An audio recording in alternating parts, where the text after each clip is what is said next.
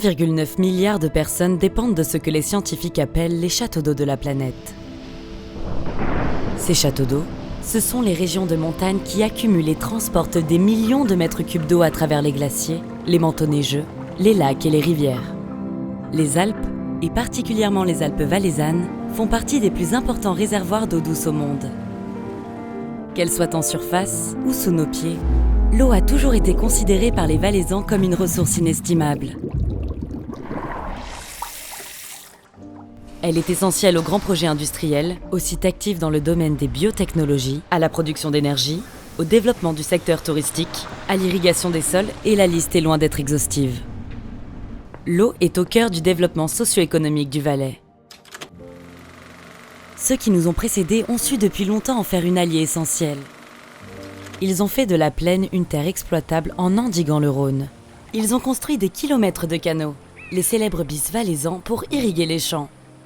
Ils ont créé certains des plus grands lacs artificiels au monde en construisant d'immenses digues de béton. Ces barrages conçus au siècle dernier continuent d'ailleurs d'être au cœur de la stratégie énergétique du pays.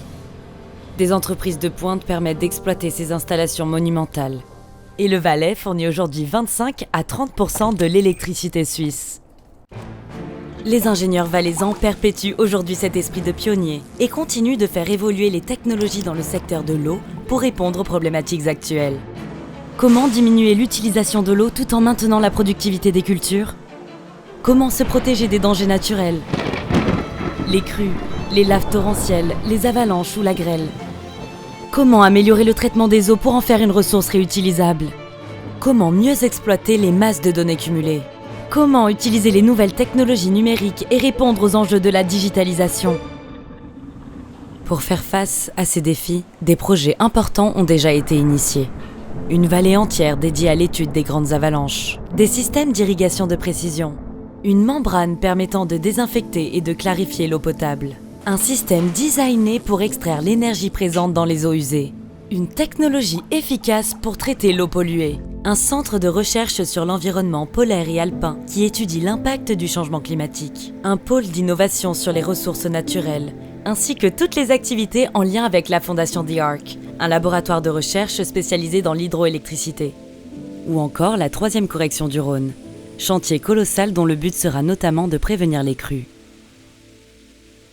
À travers toute la vallée du Rhône, plus de 300 entreprises contribuent chaque jour à développer ce savoir-faire de pointe. Des pionniers du siècle dernier aux ingénieurs d'aujourd'hui, des milliers d'hommes et de femmes passionnés ont fait du Valais un acteur de premier plan dans la valorisation, la préservation et la pérennisation de l'or bleu, cette ressource si précieuse.